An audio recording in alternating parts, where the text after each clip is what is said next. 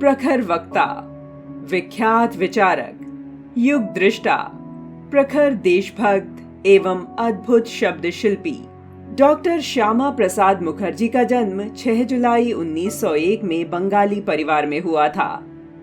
एक देश में दो निशान, दो विधान एवं दो प्रधान नहीं चलेंगे का नारा देने वाले मुखर्जी ने अपना सारा जीवन राष्ट्र निर्माण के कार्य में लगा दिया।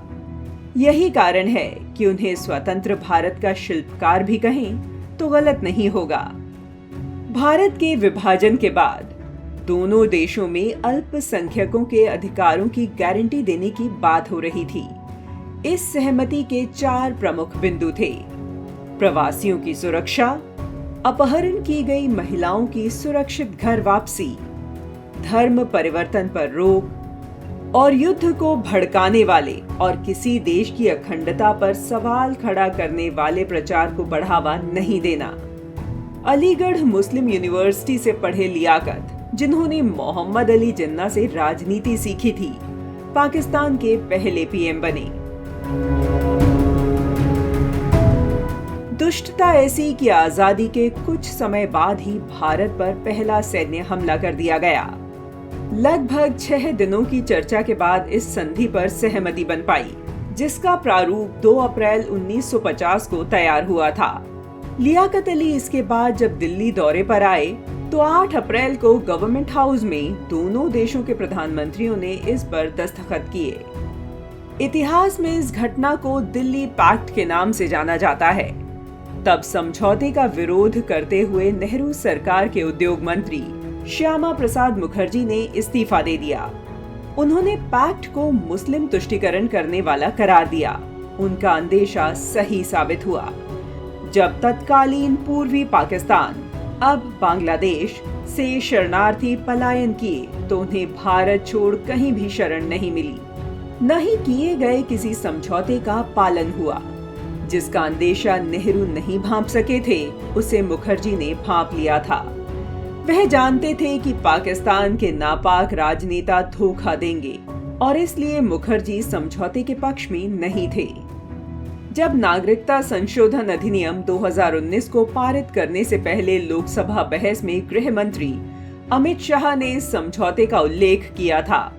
उन्होंने नेहरू लियाकत समझौते को इस संशोधन की वजह बताते हुए कहा, यदि पाकिस्तान द्वारा संधि का पालन किया गया होता तो इस विधेयक को लाने की जरूरत ही नहीं थी।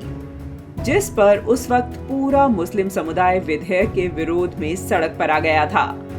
श्यामा प्रसाद मुखर्जी ने आजादी के बाद ही महसूस कर लिया था कि अगर राम राज्य की स्थापना करनी है तो कांग्रेस की विचारधारा बाधा ही पैदा करेगी, क्योंकि उसके तुष्टिकारक स्वरूप को वे देख चुके थे। वे तय कर चुके थे कि स्वतंत्र भारत में भारत की विचारधारा को लेकर आगे बढ़ने वाले ऐसे राजनैतिक दल की महती आवश्यकता है जिसमें अंग्रेजी सोच न हो, जिसके मानबिंदु भारतीय हों। 19 अप्रैल 1950 को उन्होंने मंत्रिमंडल से इस्तीफा देकर कांग्रेस के विकल्प के रूप में एक राजनीतिक दल खड़ा करने का संकल्प किया।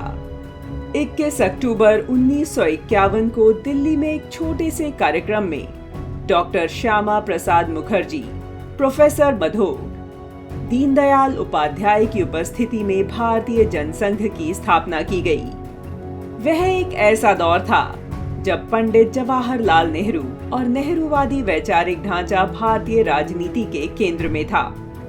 उस समय यह सोचना असंभव था कि कोई नेहरू और कांग्रेस को वैचारिक व सांगठनिक स्तर पर सफलतापूर्वक चुनौती दे सकता है। राष्ट्र हित में एक व्यक्ति ने यह कर दिखाया। तब का जनसंघ ही आज विश्व का सबसे बड़ा राजनीतिक दल भाजपा है, जिसके नेतृत्व में राष्ट्र के सांस्कृतिक नवजागरण का शंखनाद हो चुका है और राष्ट्र अपने पुरातन मूल्यों और विरासत के साथ परम वैभव की ओर बढ़ रहा है। देश की एकता और अखंडता को अपने बलिदान से सींचने वाले महान राष्ट्र चिंतक, जननायक, शिक्षाविद डॉक्टर श्यामा प्रसाद मुखर्जी को शत शत नमन।